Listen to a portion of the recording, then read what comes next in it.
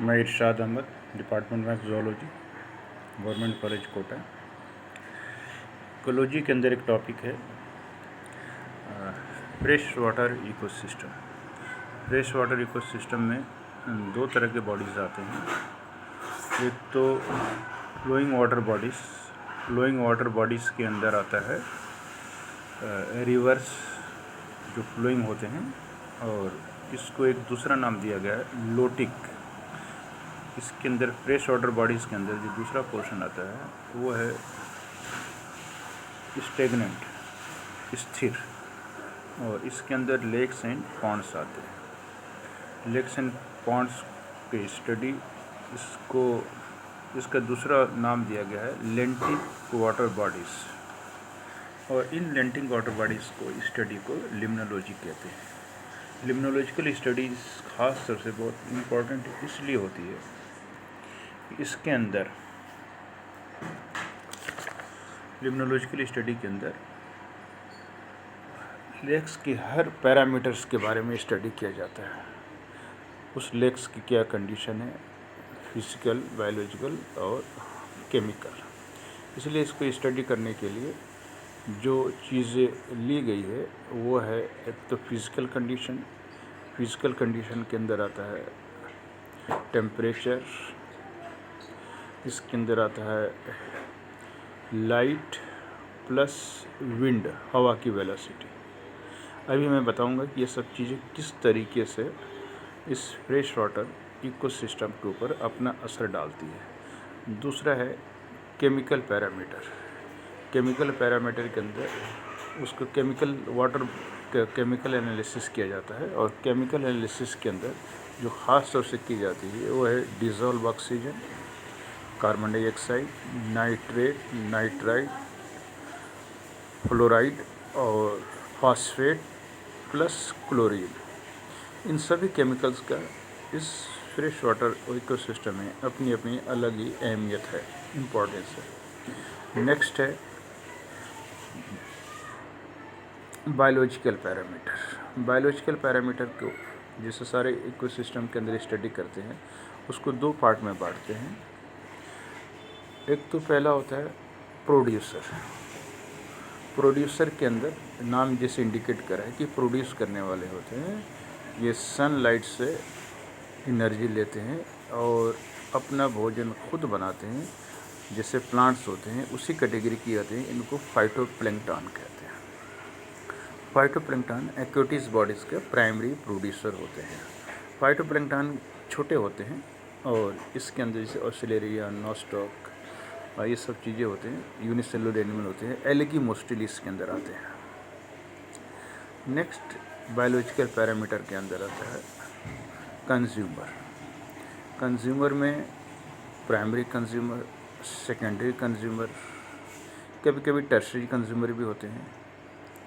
उसके बाद नेक्स्ट आता है लास्ट, जिसको आप कहते हैं बेंथस बॉडीज़। बेंथस कहते हैं नीचे बॉटम पर कीचड़ में पड़े हुए ऑर्गेनिज्म। उसके अंदर बहुत सारे ऑर्गेनिज्म होते हैं और ख़ास तौर से माइक्रो ऑर्गेनिज्म का बहुत ही बड़ा रोल रहता है। अब मैं एक चीज़ इसको एक्सप्लेन करूँगा किस तरीके से क्या इसका रोल होता है।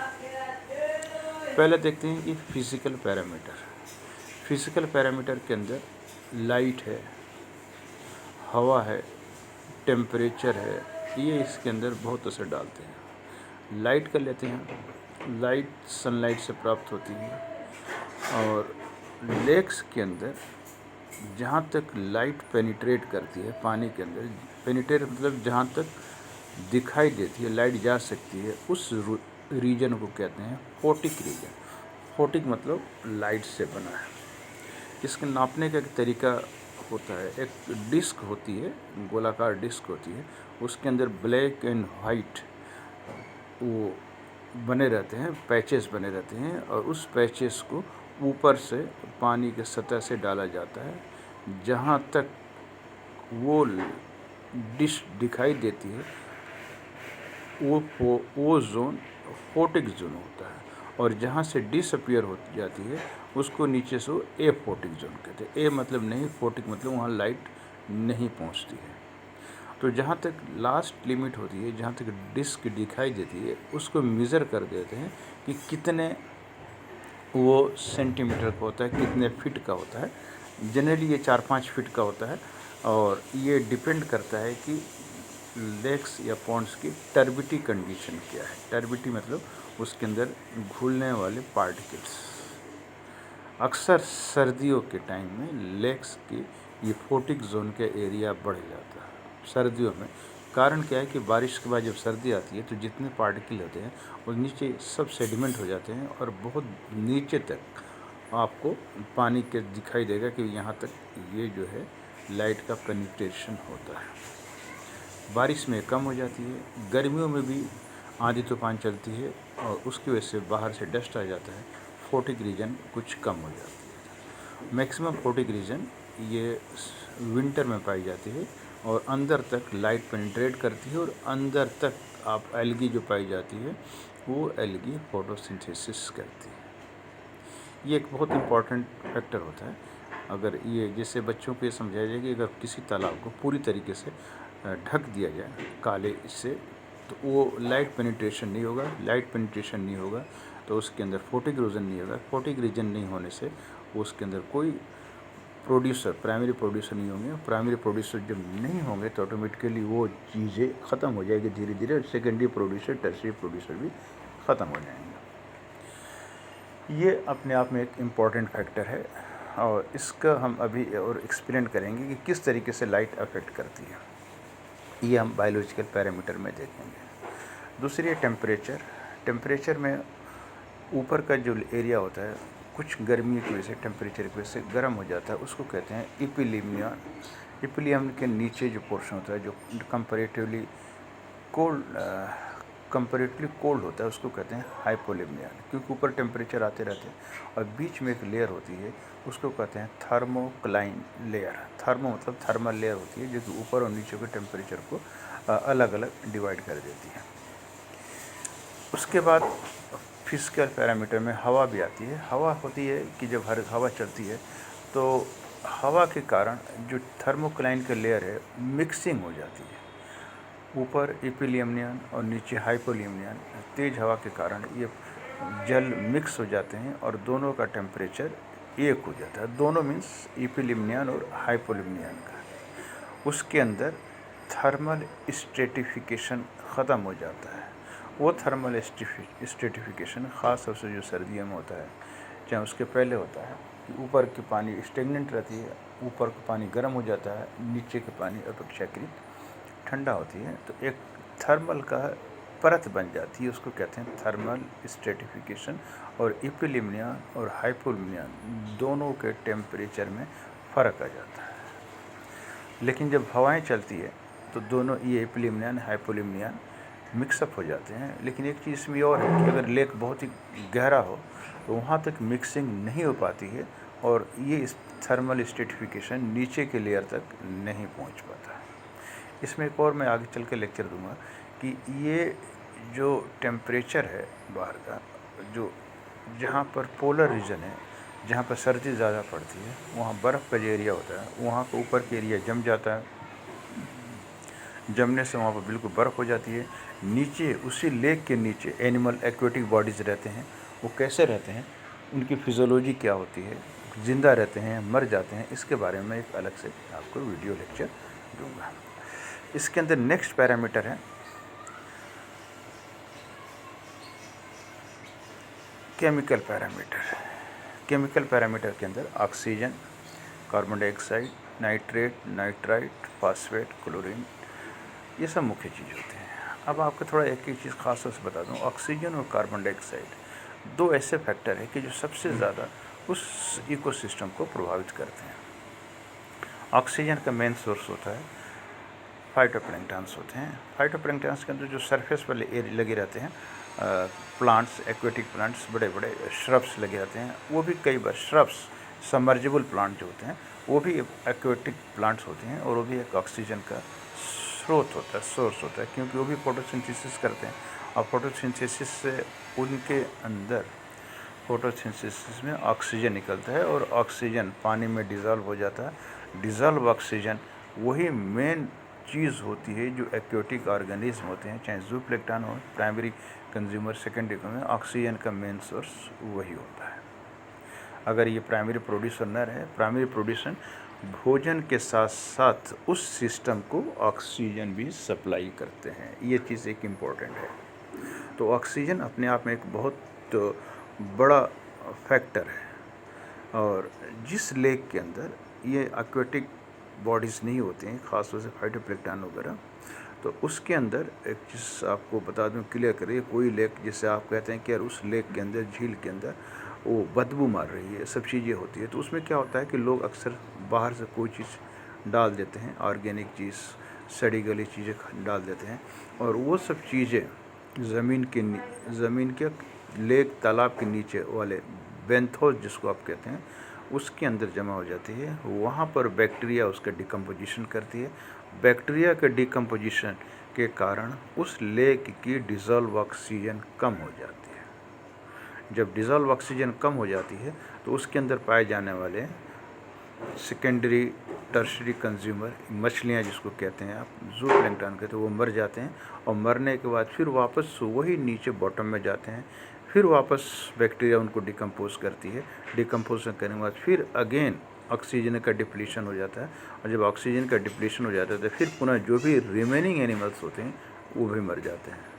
तो ऑक्सीजन का इतना ज़बरदस्त रोल रहता है इसके अंदर, इसलिए ऑक्सीजन की एक पर्टिकुलर अमाउंट, पर्टिकुलर लेवल इसके अंदर मेंटेन करना बहुत ही आवश्यक होती है। और अगर वो लेवल मेंटेन नहीं होता है तो डिज़ोल्व ऑक्सीजन की कमी के कारण एक्वेटिक एनिमल, ख़ास तौर से मछलियाँ, सांस नहीं ले पाएंगे, सांस नहीं लेने के कारण वो मर जाती है। कुछ मछलियाँ बची रहती है, जैसे एयर ब्रीदिंग फिशेज हैं, कैट फिशेज हैं, स्नेक हेड फिशेज हैं, तो वो क्या अपने एक अंदर गिल के अलावा उसके अंदर एक एक्स्ट्रा, जिसको कहते हैं एक्सेसरी रिस्पिरेटरी ऑर्गन्स भी पाए जाते हैं। वो रिस्पिरेटरी ऑर्गन्स के कारण वो सरफेस पर आती है, सरफेस पर एयर इनगल्फ करती है, निगलती है, और उस एयर के अंदर जो ऑक्सीजन होता है वो अपने काम में लेती है। जैसे स्नेक हेड फिशेस के अंदर एक ट्यूब लाइक स्ट्रक्चर पाई जाती है, और ट्यूब लाइक स्ट्रक्चर जो है ना वो अपने आप में एक सहायक श्वसन अंग के ऊपर काम करती है। अब ये चल रही थी पैरामीटर ऑक्सीजन। उसी तरीके से कार्बन डाइऑक्साइड है।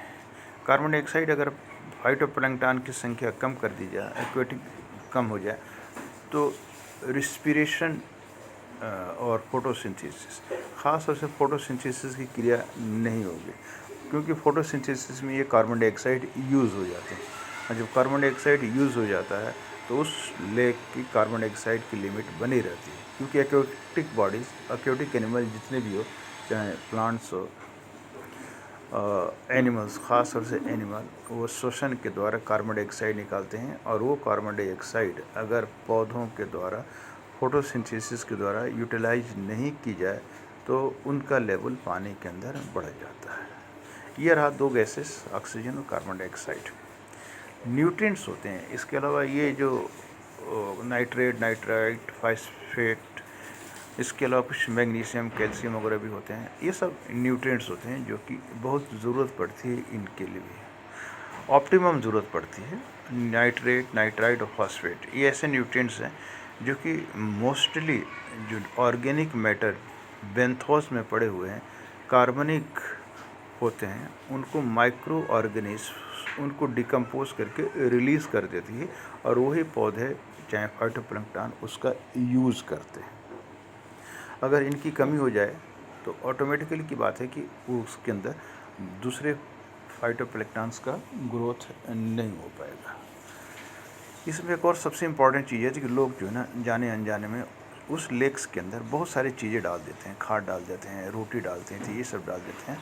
तो होता क्या है कि उसके अंदर जब डिकम्पोज होते हैं और न्यूट्रिएंट्स निकल लेते हैं, तो ये न्यूट्रिएंट्स एक्स्ट्रा हो जाते हैं, और एक्स्ट्रा न्यूट्रिएंट होने के कारण फाइटोप्लैंक्टन का ग्रोथ बहुत ज़्यादा हो जाता है। और फाइटोप्लैंक्टन का अगर ग्रोथ बहुत ज़्यादा हो जाता है, फाइटोप्लैंक्टन मीन्स खास तौर से कुछ एल्गी होती है, ऑस्ट्रेलिटेरिया होती है, माइक्रोसिस्टिस होती है। आपने देखते हैं कि बहुत सारे तालाबों में क्या होता है कि ये पूरी काई से भर जाता है। काई से भरने के कारण एकमात्र यही है कि उनके अंदर कोई एक्स्ट्रा न्यूट्रिएंट्स सप्लाई हुई है, और एक्स्ट्रा न्यूट्रिएंट के कारण ये जो फाइटोप्लैंक्टन, एल्गी, माइक्रोसिस्टी और सिलेरेटेरिया, नॉस्ट्रक, ये बहुत तेज़ी से ग्रोथ करके उस तालाब के अंदर एक ब्लूम बना देते हैं जिसको एल्गल ब्लूम कहते हैं। ये एल्गल ब्लूम उस तालाब के लिए हानिकारक होते हैं। हानिकारक इन द सेंस, अगर एल्गल ब्लूम हो जाए, लाइट का पेनिट्रेशन कम हो जाती है, मछलियों को मूवमेंट में दूसरे में उनको दिक्कत आती है, इत्यादि इत्यादि। इसलिए और ख़ास तौर से जो नेचुरल पॉन्ड्स होते हैं, तालाब होते हैं, आसपास के जो खेत होते हैं, उस खेतों से थोड़ा सा आपको बहुत इम्पॉर्टेंट चीज़ को ध्यान रखिएगा, उन खेतों से जो खेतों में किसान डालते हैं फर्टिलाइज़र डालते हैं, फर्टिलाइज़र में ज़्यादातर फास्फेट होते हैं, नाइट्रेट, नाइट्राइट इत्यादि होते हैं, वो बारिश के पानी के साथ ऐसे भी लीचीज होकर पानी के साथ वो तालाब में आ जाते हैं और तालाब के आने के साथ वो उस तालाब की प्रोडक्टिविटी मीन्स प्राइमरी प्रोड्यूसर बढ़ा देते हैं, एल्गल ब्लूम हो जाता है। इसलिए उसको एक पर्टिकुलर हद तक नियंत्रण करना ज़रूरी है। और पहले ये सोचते कि ठीक है, तालाब के अंदर बाहर से जो भी खाद्य पदार्थ हैं उसके अंदर उसका प्रोडक्शन बढ़ जाए, लेकिन ये अपने आप में एक मिसकंसेप्शन है। उस तालाब को धीरे धीरे अगर इस तरह से न रोका जाए तो फाइटोप्लैंक्टन, एल्गल ब्लूम हो जाएगा। एल्गल ब्लूम होने के बाद से फिर उनके अंदर साइड में छोटे छोटे एक्वेटिक श्रब डेवलप हो जाएंगे, प्लांट डेवलप हो जाते हैं। और एक टॉपिक है, उसको कहते हैं succession of lakes and ponds. वो सक्सेशन करते करते सालों साल धीरे धीरे वो पॉन्ड, वो तालाब, उसके अंदर सेडिमेंटेशन हो जाएगा, एल्गल ब्लूम के कारण वो नीचे और बढ़ते जाएगा, उसकी डेप्थ कम होती जाएगी और कम होते होते लास्ट में एक स्टेज ऐसी आ जाती है कि वो सक्सेशन होने के बाद मार्शेज बन जाते हैं। मार्शेज के बाद वो धीरे धीरे सक्सेशन होते होते वो तालाब एक मार्श लैंड के अलावा वो बन जाता है, एक प्लेन लैंड के में कन्वर्ट हो जाता है।